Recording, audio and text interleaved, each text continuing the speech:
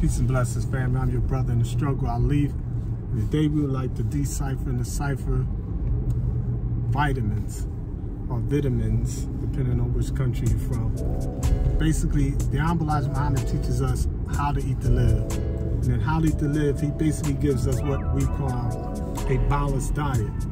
A lot of people are vegetarians or vegans, and he teaches us that that is the natural way or the original way and the future way that our people should and still should, and in the future we will eat.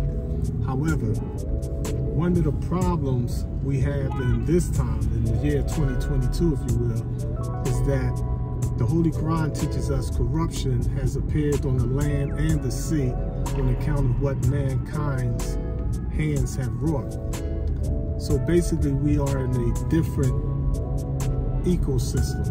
You know, the soil is not as fertile and rich and natural as it's supposed to be, and as Mother Nature intended for it to be. The water is not as pure or as real, natural as it's supposed to be. So we have a disconnect with the universal order of things, if you will. So basically, one of the problems we have is, and I didn't experiment with, you know, you know, when I was a child, I used to eat pork and, you know, all kind of junk food and candy and processed foods and things of that nature there. And then, you know, when we know better, we do better. You know what I mean? As I began to get information about nutrition, I started to learn about different meats and different things that is dangerous to the human body or to the body temple, if you will. So, you know, I didn't been on both ends of the spectrum. I didn't been on the extreme end where we ate once a week, strict vegan. You know what I mean? You know, I didn't fasted so long, I didn't got sick. I didn't detox my body so much that one time I went to eat a banana, I didn't rinse it off first, and my throat swelled up and it almost killed me. Now, I mean, the pesticides from that particular country, the doctor had to give me an injection in the arm, and the swelling didn't go down. Then she eventually had to give me an injection in my side, and the swelling went down to save my life. Now, I mean, you know, when they did an analysis of my blood, they was like, listen, your immune system is too clean for this dirty environment. Now, I mean, you have to eat some meat. You have to have some, you know, germs in your body in order to survive in this type of environment. So, you know, I experimented with both sides, and, you know, and after about going on 40 years, now, I mean, I have like a little personal formula that I utilize. It's basically, I know that eating a vegetarian meal to me is the most balanced, natural, energetic way of eating. You know what I mean?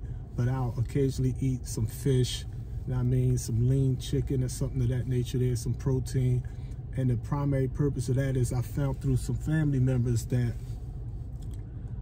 our mother's side of the family, if you will, you know, some of our people come from different parts of Africa, but in Central Africa is where, you know, Mother Nature makes the load, or the mother load, of what's known as B-12, a silver white soft metal, if you will. Now, I mean, that's used for our brains and our central nervous system. So when you're B-12 deficient, you suffer all types of things in the United States, side effects. You know what I mean? And what I learned was basically that if you are a strict vegetarian or a strict vegan, where you're not consuming no eggs, no butter, no dairy products, none of that, you know what I mean? You gotta watch yourself in America, because even though you're getting good fruits and good vegetables, the fruits and vegetables today don't have B-12. B-12 is basically a meat byproduct, a waste product from fecal matter from animals and things of that nature there. But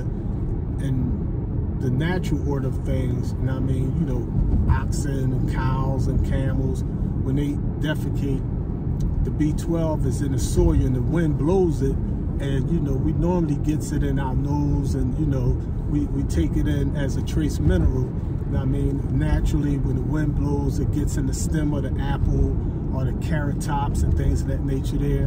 And, you know, we can eat the apple, and, you know, usually people throw that part away, but you eat that part, you eat the so-called dirty part of that carrot, you're getting I mean, some healthy B12. But unfortunately, the soil itself is stripped. So when the wind blows, instead of blowing natural soil like Mother Nature intended, is blowing pollution. That's why Muhammad warned us in our lessons that the devil contaminates 3 cubic feet of air every hour. You know what I mean? So you don't want to be B12 deficient. So in How to Eat to Live, 1967, Volume 1, and How to Eat to Live, Volume Number 2, 1972, the Elijah Muhammad teaches us to eat a balanced diet. You know what I mean? And he explained to us, you know, it's not a sin for us to use vitamins. You know what I mean? You know, some people take a daily vitamin, you know what I mean? But you got to watch that because a lot of them is processed all kind of crazy ways.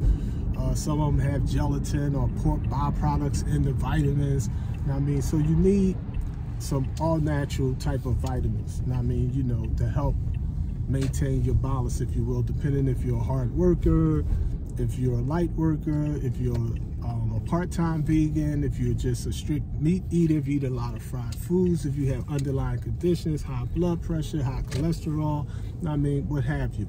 I mean, so we're going to share with you some of the benefits of vitamins and what they do for the mind, body, and environment. Peace and blessings, family. Study How to Eat to Live, books 1 and 2 by Messenger Elijah Muhammad. Eat to live and not to die.